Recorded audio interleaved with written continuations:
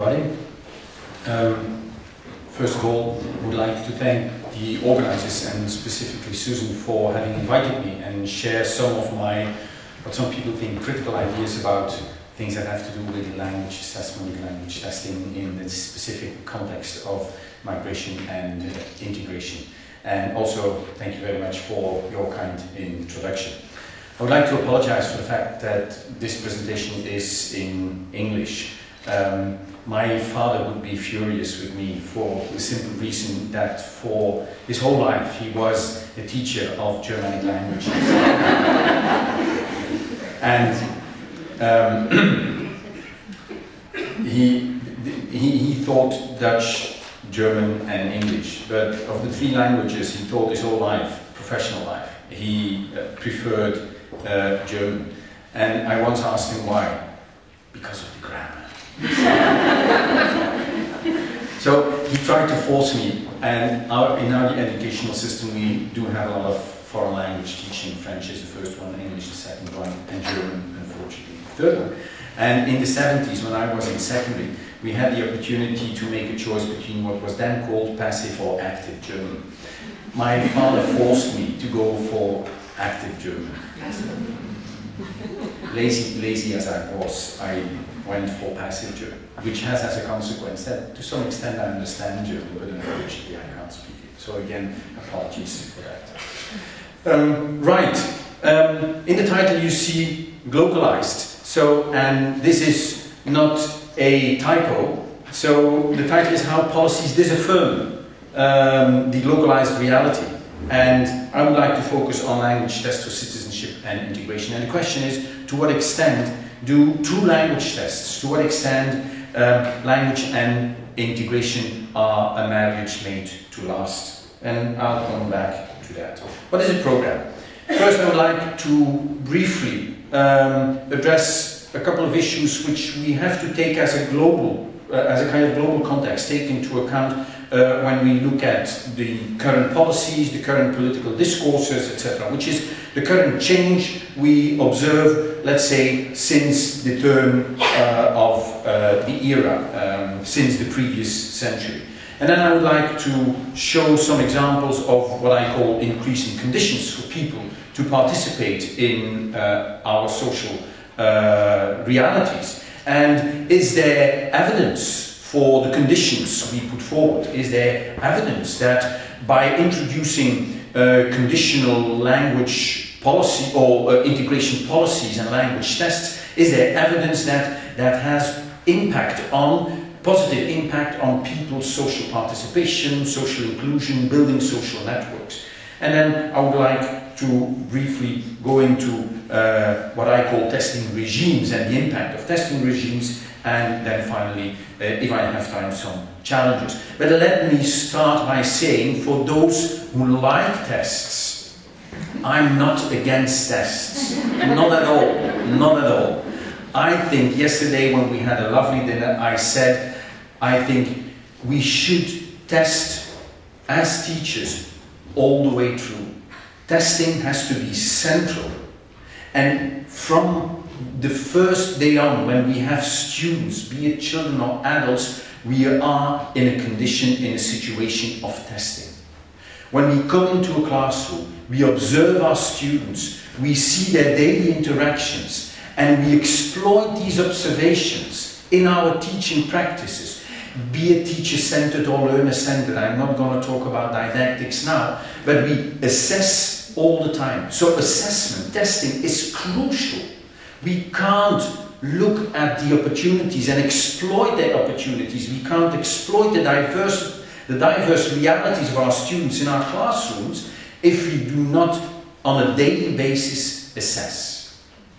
The question, of course, is when there is a detachment between testing on the one hand and teaching on the other hand. And there I become a bit more conspicuous. But anyway.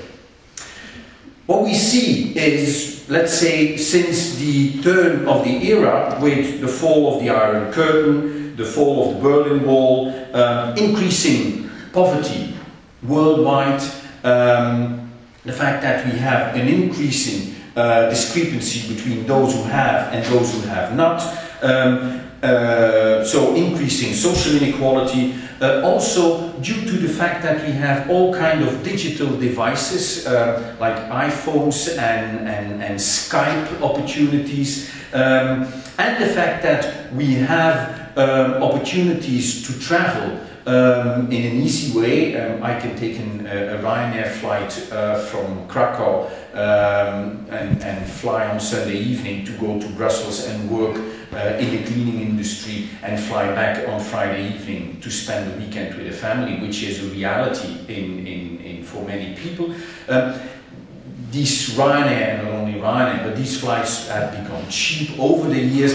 All that made that we not only speak anymore about economical processes of globalization, but about real processes of globalization. It has become easier for people to travel from one place to the other. So what we see is that migration, due to that, is no longer something of a person who moves from place A to B to start a new life in place B.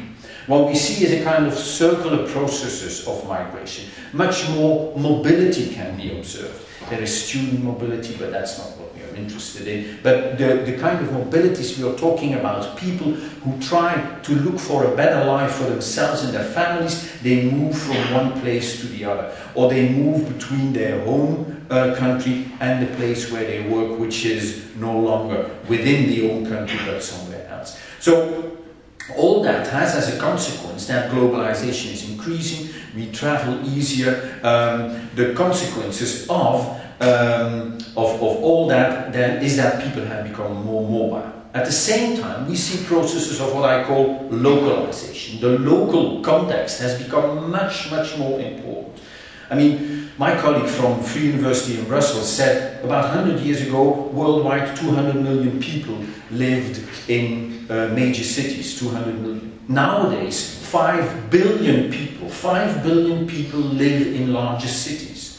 So in these larger cities, we are confronted with what Stephen Vortrag from London School of Education calls super diversity. So localities, local areas have become extremely diverse, with sometimes rather homogeneous neighborhoods, but even these neighborhoods have become, the homogeneity of these neighborhoods have become more and more under pressure and are now more and more diverse. And that's why I introduced that concept of globalized societies. It's that combination of process of globalization and at the same time super diverse realities, specifically at the local context, which has as a major impact, as a consequence, that when we reflect on our policy making, we have to focus, and I'll come back to that at the end, but we have to focus on how do we develop policies, integration policies at the local level, not at the national level,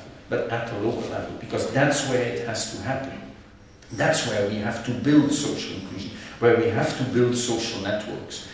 Another thing we mustn't forget and keep in our mind is what I said, the digital devices which went along with the processes I just described. When our son was doing an internship 2 years ago in South Africa, in Cape Town, we were extremely, my wife a bit more than I, but we were extremely happy with the fact that we had Skype. I mean, we could communicate. My wife, she would love to communicate every 5 minutes. For my son, once a week was already fine. I was somewhere in between. But the fact that we use Skype has an impact on our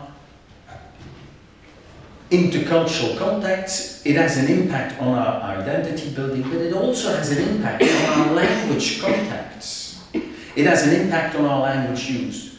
Not only we use Skype, also people who are seen as migrants, between brackets, all those who are seen as migrants also use that kind of devices. And this is a new phenomenon which has to be taken into account when we reflect on processes of social inclusion. When in the 50s and the 60s, the Italian migrants came to Belgium, it were mainly men. They signed contracts that they weren't allowed to go back to the south of Italy or to Sicily for 5 years. The only thing he could do was writing letters, which took weeks. And then the family could write back, and also that took weeks. Now, it goes like that.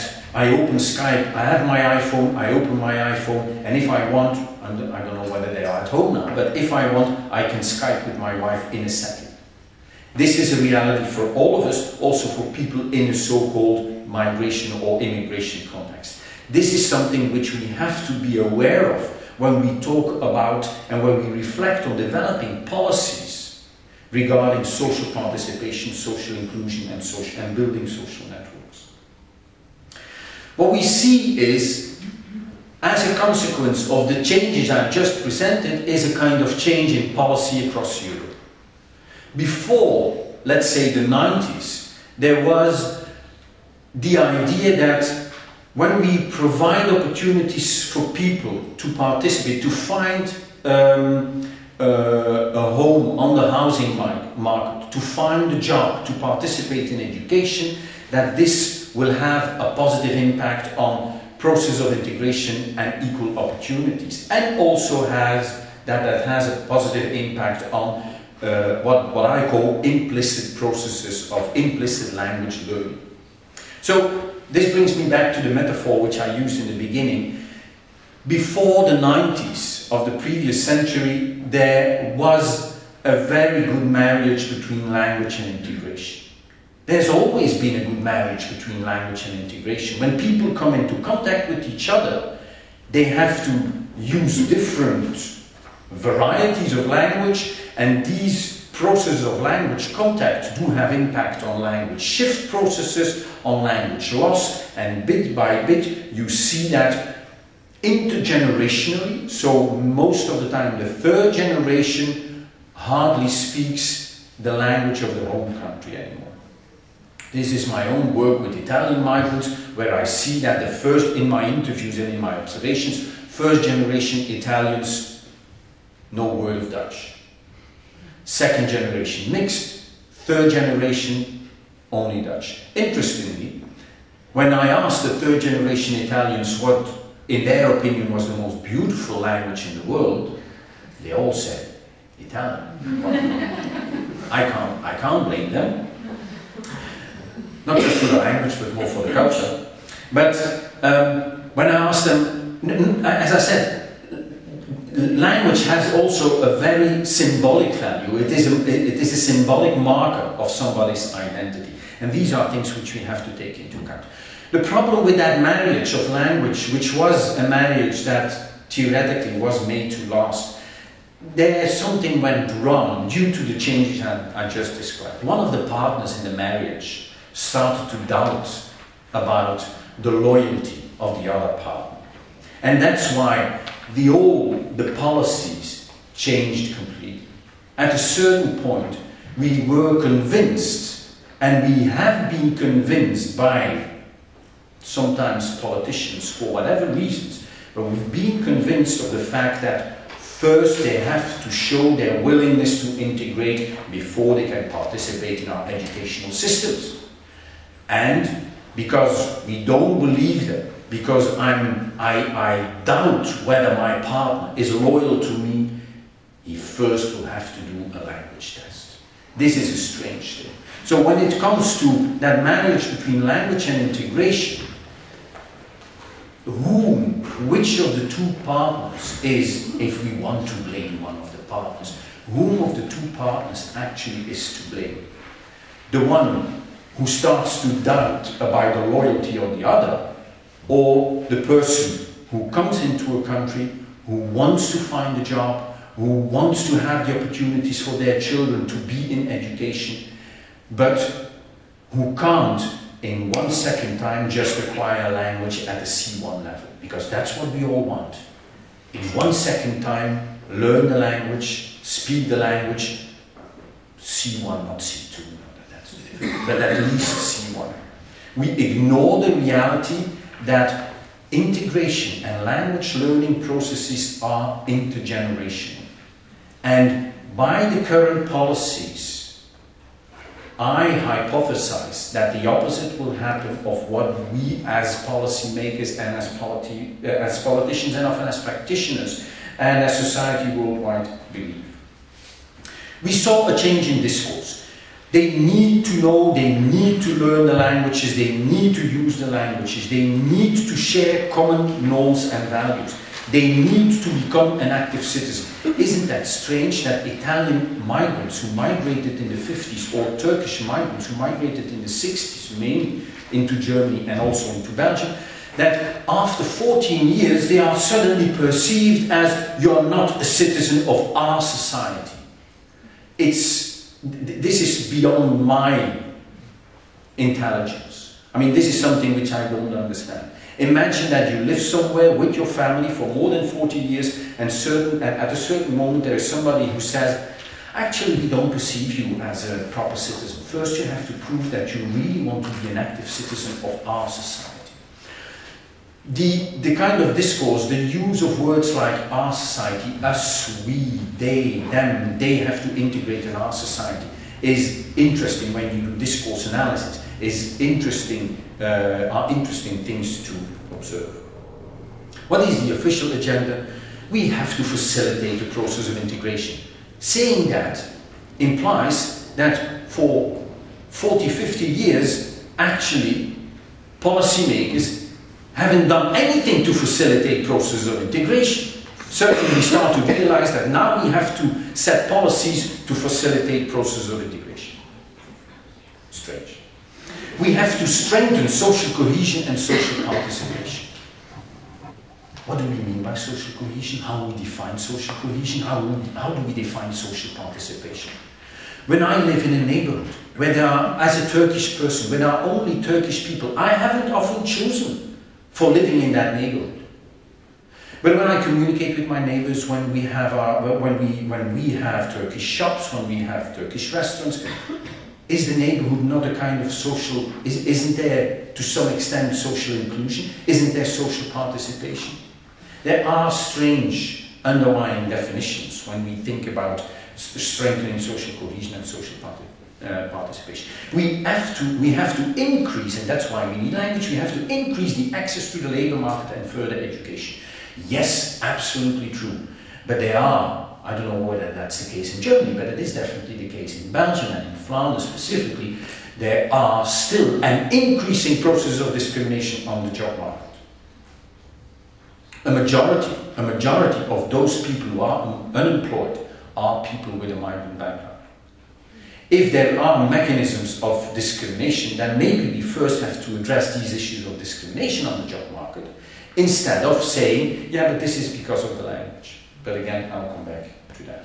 And language tests have to be seen as a lever to become a citizen of the nation.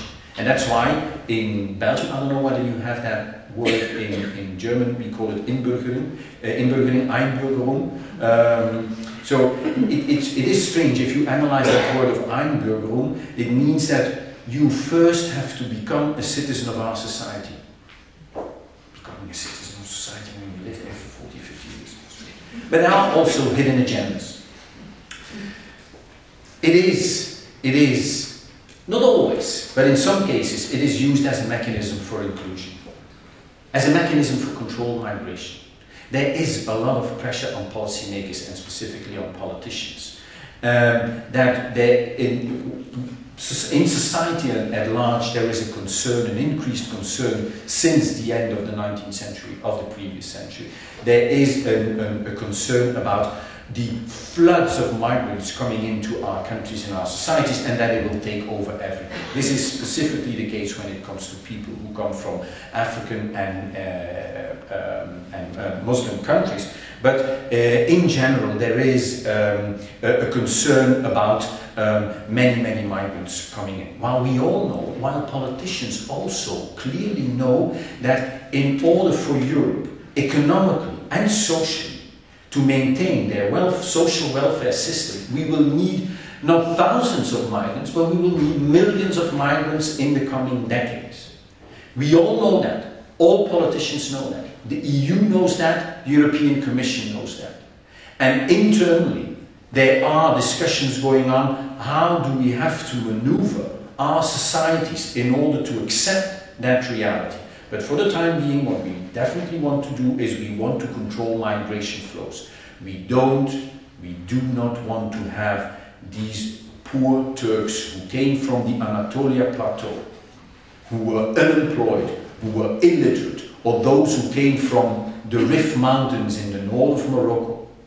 Those kind of migrants are the ones whom we don't want anymore. And this is a clear hidden agenda.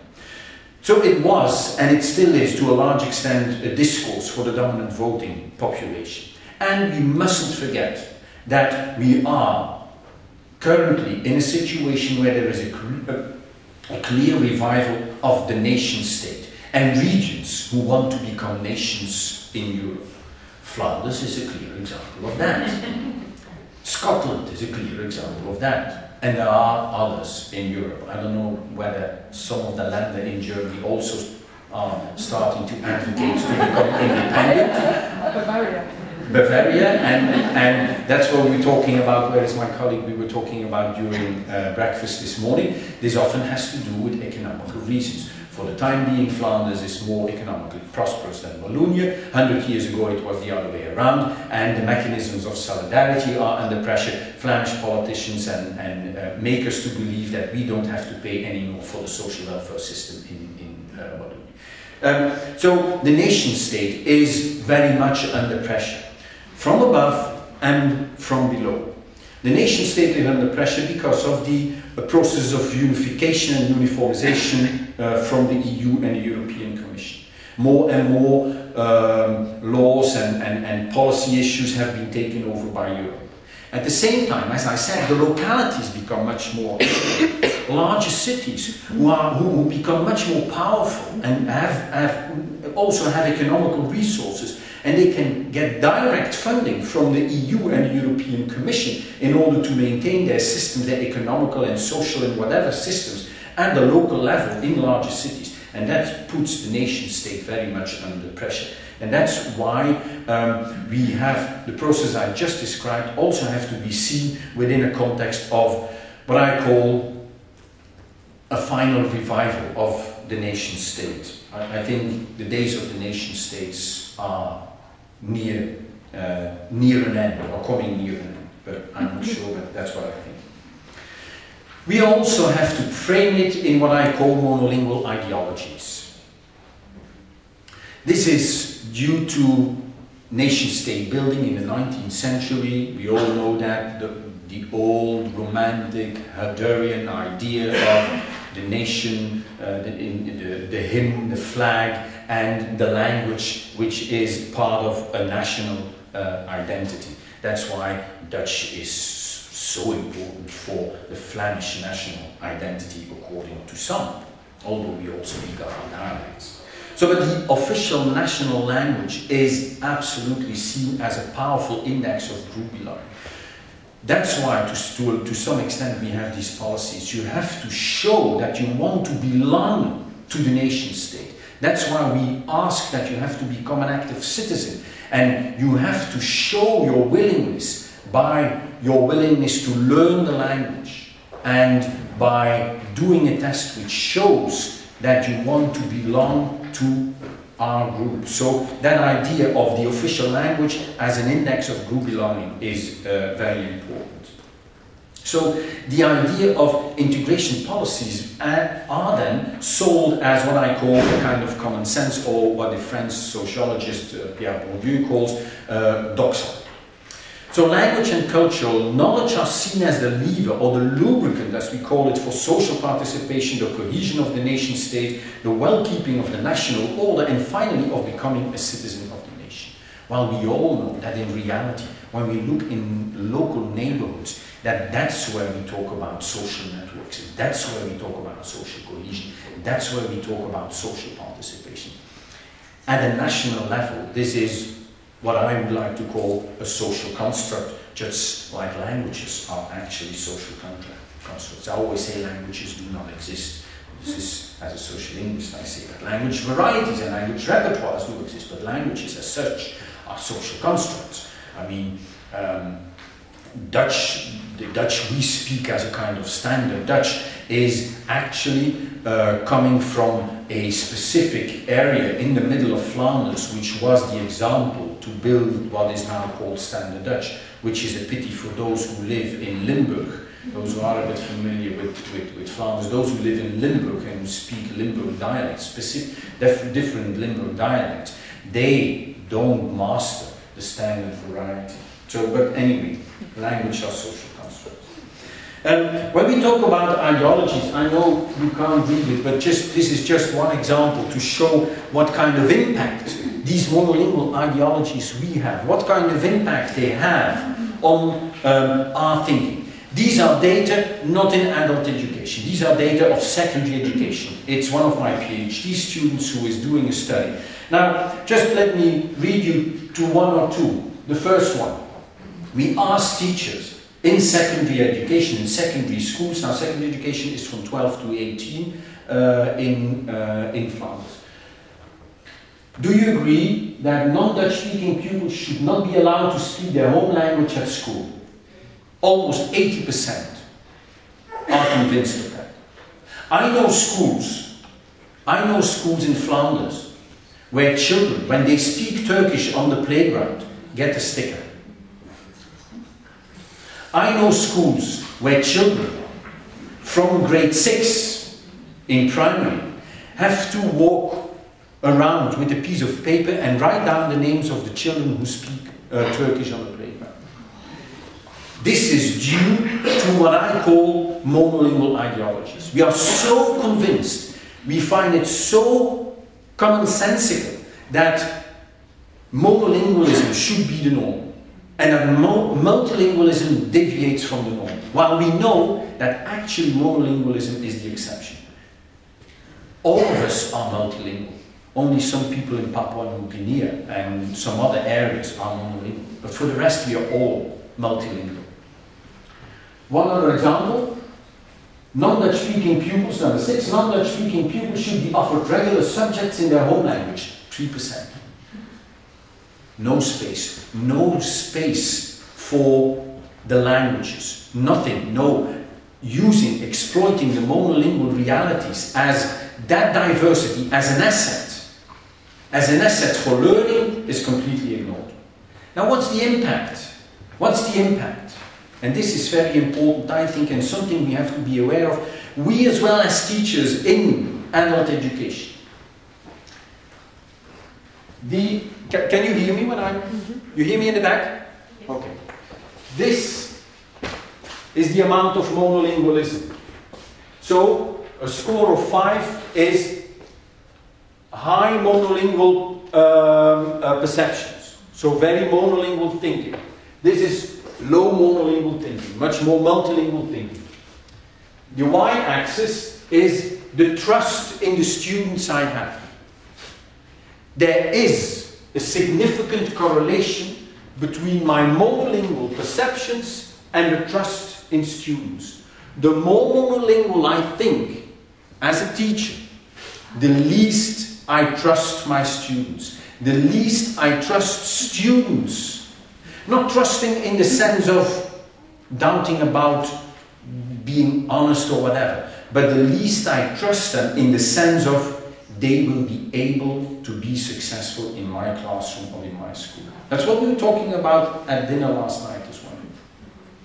So monolingual ideologies have major impacts, often unconsciously, but they do have major impacts on our practices, unconscious, unwilling practices as a teacher.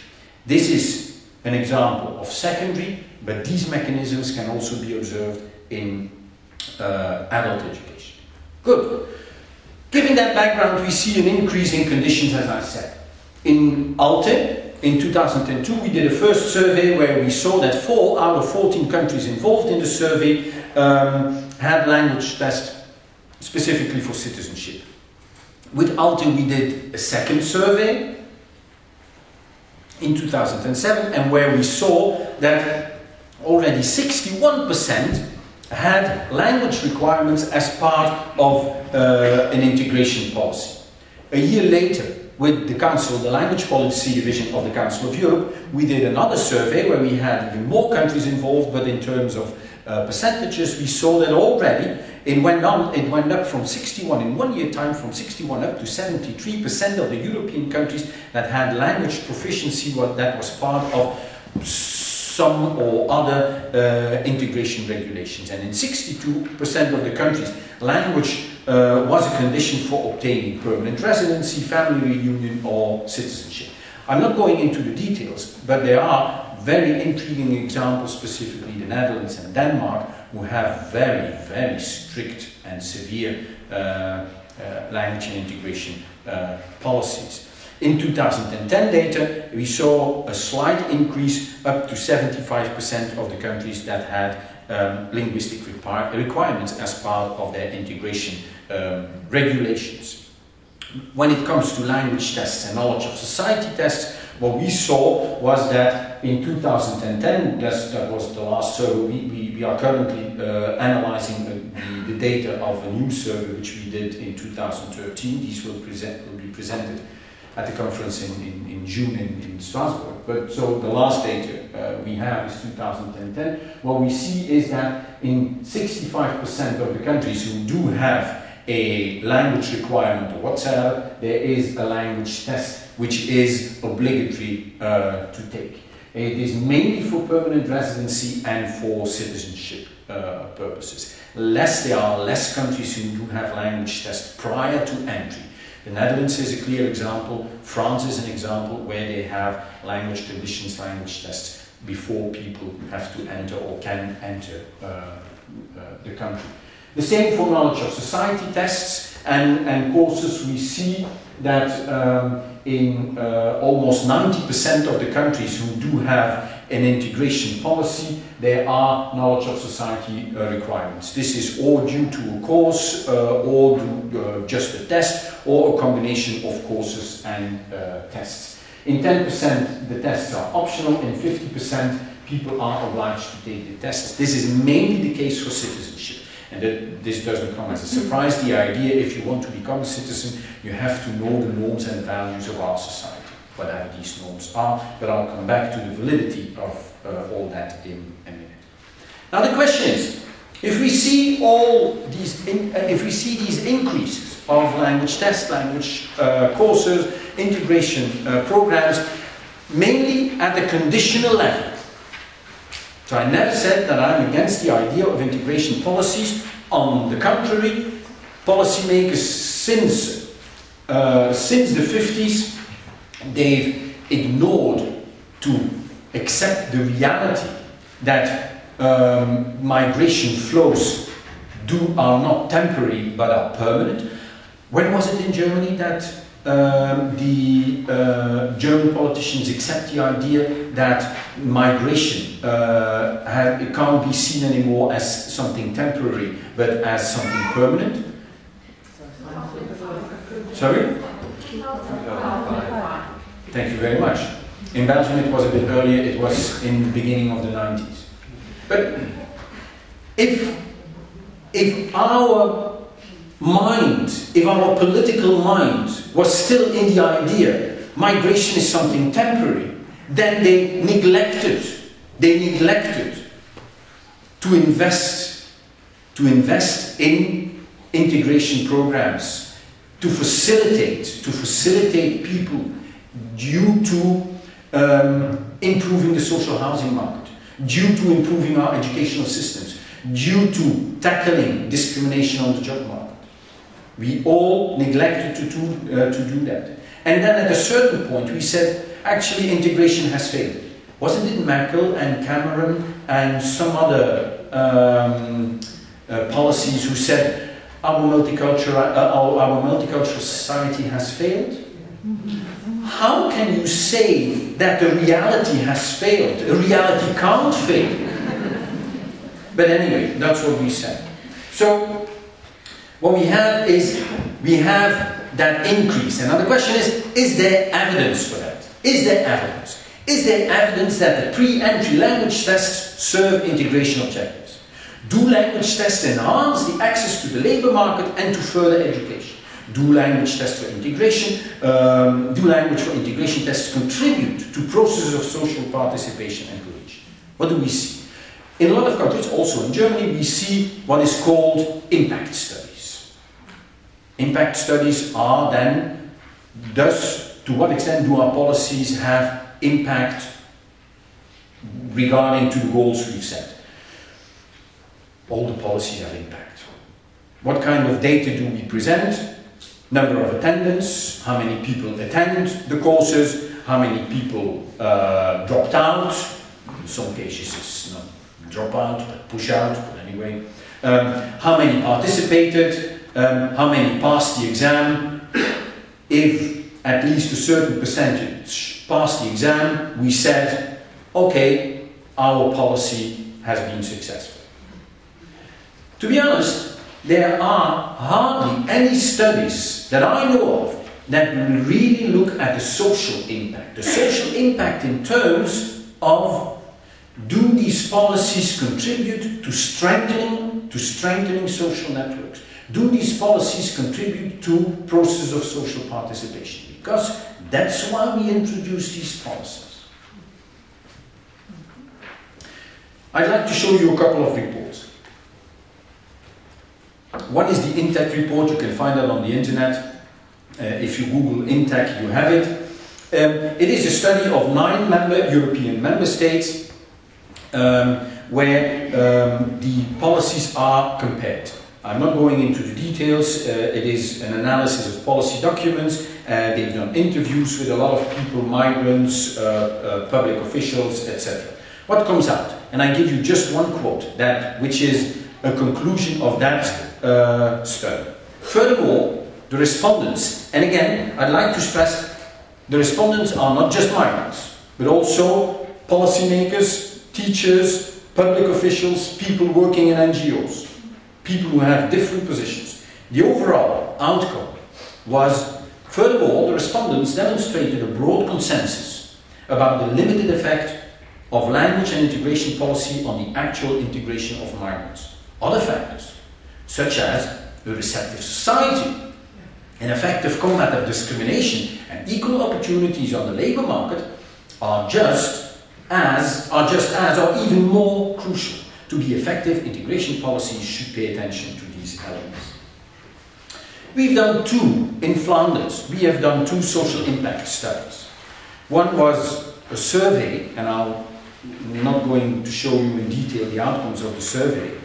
For those who can read Dutch, and you all can read Dutch because you all speak German, so if you want I can send you the report where you can read all the details, but I'll just give you some salient figures, and then I will give you also some real data of interviews we did with different stakeholders in the integration policies, who are involved in the integration policies in Flanders. What were the salient findings of a document analysis and of interviews with several people and several stakeholders? In all the policy documents, reciprocity was emphasized. We all agree that integration is a two-way process. It's not only the migrant, absolutely not. We also have to take our responsibility. We have to take our responsibility.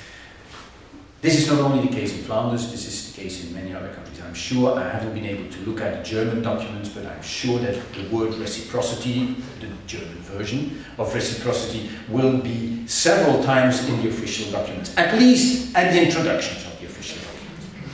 However, in reality, what we saw was that that two-week process was made less explicit in the practical enrollment of these policies. It was lip service. It is in most cases lip service to that concept of reciprocity. Only the perspective of the migrant is emphasized in most of the political practices. It is emphasized in a conditional and an obligatory way. The discourse is conditional. There's nothing, when it comes to the real policies and how they have been enrolled, there's nothing on the role of the receiving society. This is not only the case in Flanders, this is what we saw when we compared it to less in-depth, but still an analysis of data and policy documents in some other European countries. It is seen as stages. The idea of integration is seen as a linear process where you have to take hurdles, and every time that you take a hurdle, then you might be perceived as one of us. But those who are interested in some literature on that specific issue is Wilhelm Schinkel, and I'll come back to Wilhelm Schinkel. Wilhelm Schinkel, he is a theoretical sociologist in Amsterdam, and Wilhelm Schinkel, he once said, whatever you try, whatever you do, a migrant will never be perceived. I mean, I have a colleague who frequently is addressed by the following sentence. For a Moroccan, your Dutch isn't bad at all. You always categorized as not one of us. These are unwilling, with the best intentions, but it are mechanisms that impact on people's self-identity, and it impacts on, why? If I'm always addressed like that, why would I be willing to participate in such a society? Why? Why wouldn't I stay within my own society? A very interesting example. How am I doing with time? 5 minutes? Okay, I won't give you I won't tell the story. I don't have time for this one. I'll skip, you can read that. I'll skip all these examples of the teachers, but I mean, it's interesting how teachers perceive the introduction of language tests, how employers perceive it. We have just 15 minutes for questions. Oh, okay, well, I keep the story for... 10 minutes. Okay. No, I keep the stories for the questions. So then you have to ask, what was the story?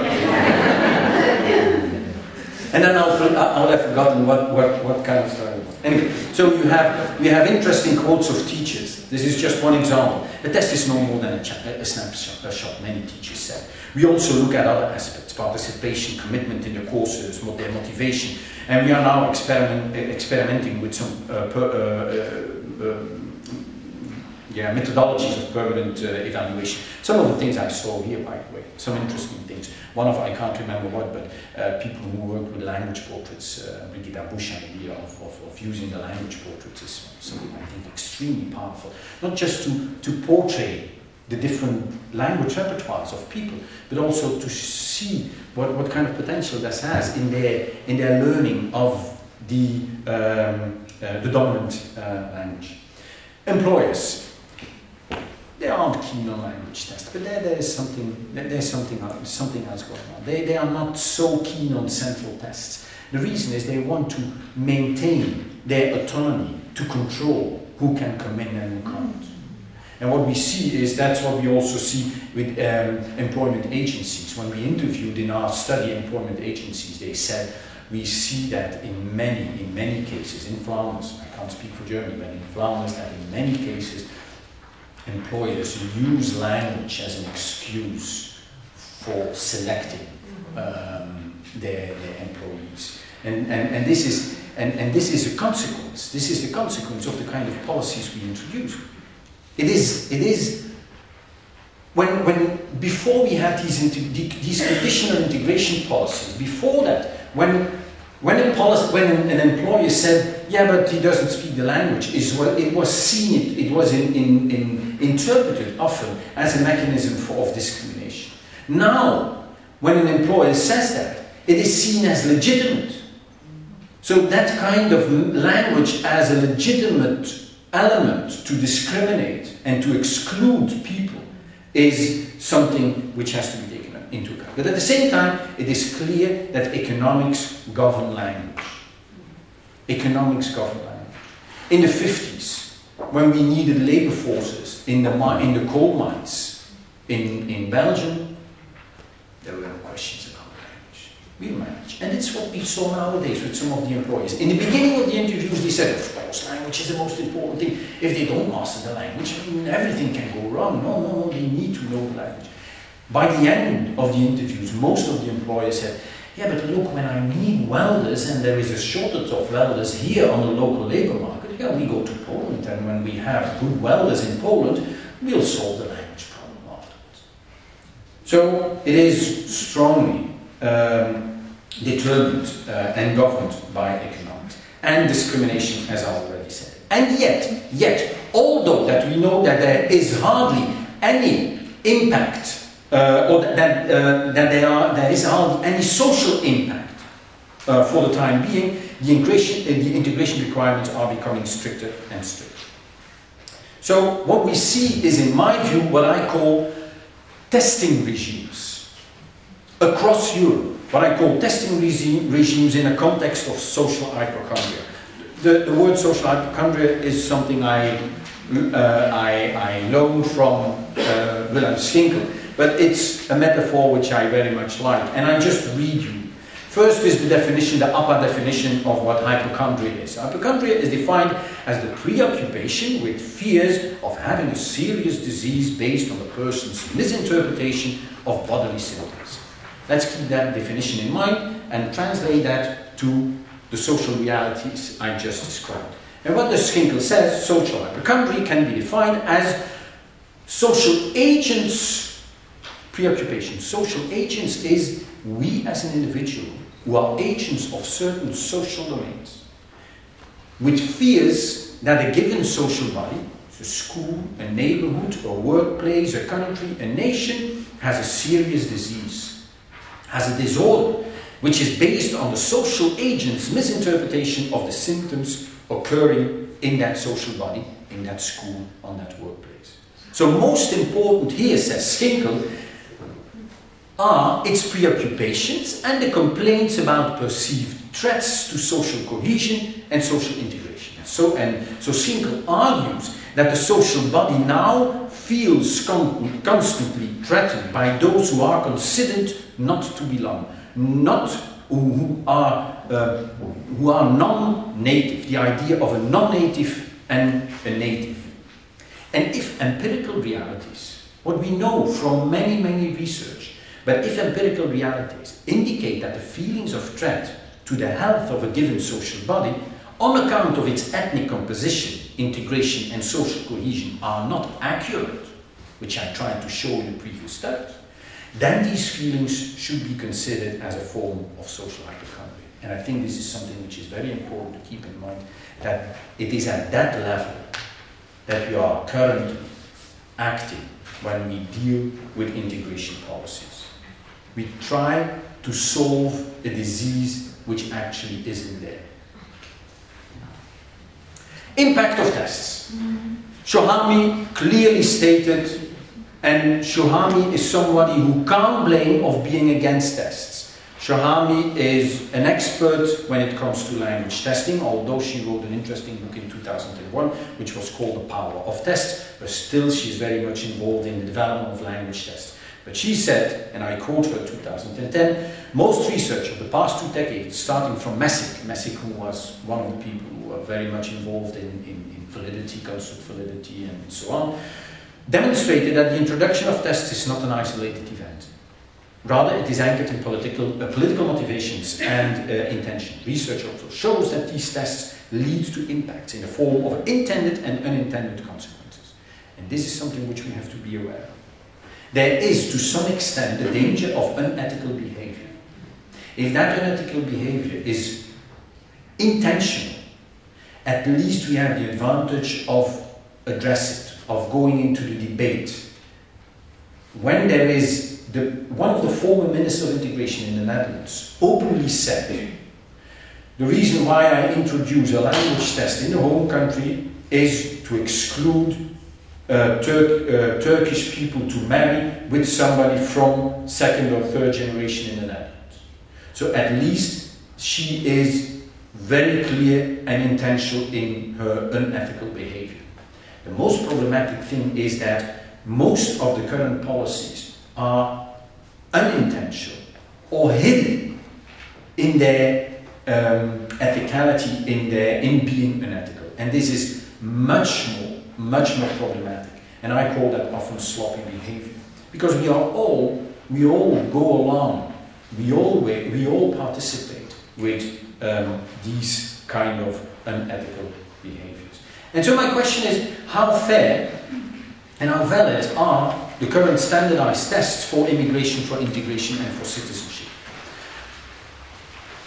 Validity is central here. So from a validity perspective, we need to be able to answer the following question. In order to develop a standardized test, we need to have a construct.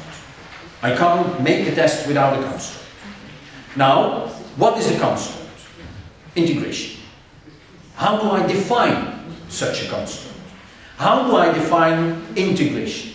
When is a person integrated? When is a person a good citizen? How much language does he need to know, and what kind of language? When I go to Perugia and I'm capable of using Italian to order Prosecco when I'm sitting there, am I integrated in Perugia for the time being? That's all I need. I'm fine with the Prosecco when I'm sitting in Perugia. Will I be perceived as being integrated? Well, in Perugia, yes. So, is a person integrated when he passes a test at an A2 level? No, he isn't. He isn't at all. Can a person be integrated when he doesn't know the language at all? Yes. So, it's very hard to define these concepts. Now, when I can't define the construct, then I have a major problem. If I can't clearly define the construct, I can't work out my descriptors as a basis for developing a language test. And then I come with issues where some policymakers say, oh, for citizenship, well, yeah, there is something which is called the CFR, let's say B1. It's somewhere in the middle. I'm not joking. I'm not joking. Let's say B1. B1, that's what we need. Denmark, Denmark society is a bit more problematic. Let's say B2. B2, it has to be B2. In some other places, A2. So in Europe, you can be A2 up to B1 in order to be seen as a true citizen. This is something you all know, I suppose, but I always keep it in my PowerPoints. For a fair selection, everybody has to take the same exam. Please climb that tree. I hope that I'm the monkey. I claim that most of the current language tests that have been developed to serve integration policies are not valid. For the simple reason that we haven't been able to answer the questions which I've just raised, because we haven't been able to define the concepts of integration, because the definition of language concept is incorrect given the context, because we use static, monolingual definitions for language proficiency, for language assessment, and for literacy.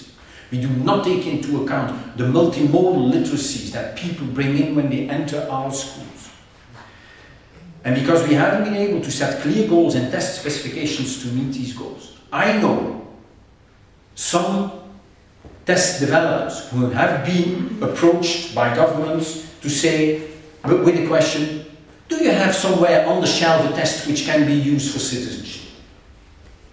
These were real questions.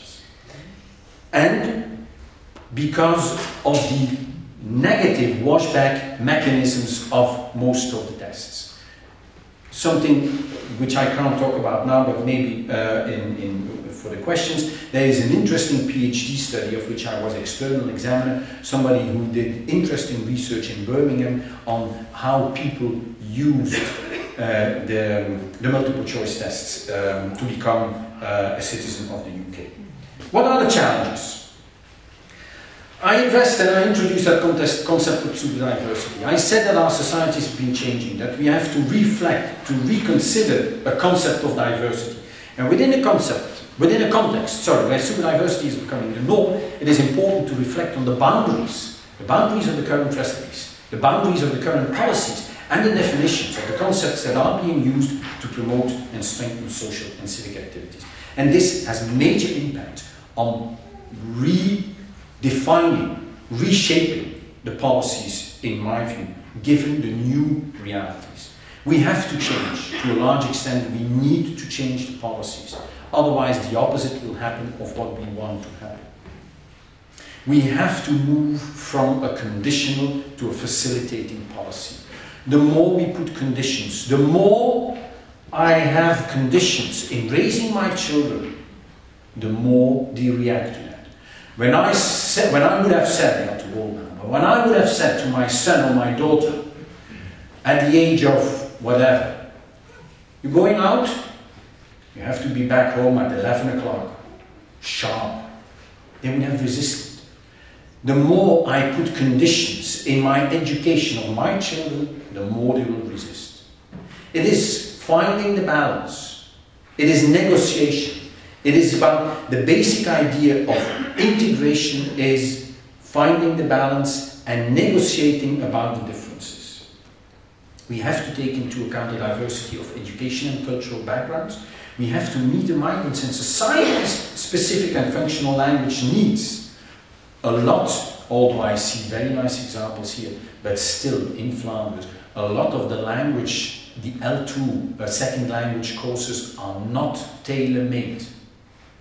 They teach general language proficiency with a lot of dropout. I don't know whether that's the case here in Germany, but in Flanders there's a lot of dropout. People who step out of the language courses by saying, this doesn't help me, or when they have experiences with having a course, going onto the job market, and it doesn't help them in any way. We have to reflect. We have to reflect on the kind of language learning programs, the contents, and so on. A policy that contributes to a warm and open society is something which we need, because this is completely absent. We have to invest in awareness raising. As I said, there's no investment in the role of the receiving society. We have to invest in information and communication between the different stakeholders. In the Flemish study we've done, more than 60–70% of different stakeholders do not know the integration policy in Flanders. They are not aware of the fact that there is such a policy. We have to invest more in local activities. We have to create platforms for social stakeholders to exchange experiences. And with professional stakeholders, I'm not only talking about language teachers. I'm talking about different stakeholders who are involved and who do have an active or a passive role in that whole process of integration. And we have to accept how integration policies really take place, and that it varies across individuals, and we have to adapt our policies accordingly. We have to accept how language acquisition really takes place and adapt our teaching. Still, most of our teaching is formal and explicit, while we all know that in most cases language learning is an implicit process, and it occurs more in informal contexts than in formal contexts. We also have to accept that assessment is not something separate, but that it is an inclusive part, completely integrated of language and integration, in which we start from what they can instead of what they can't. It is not only more valid, but above all, it is more powerful and more empowering. And finally, maybe probably the most important thing, we always have to take the human rights perspective into account. Thank you very much.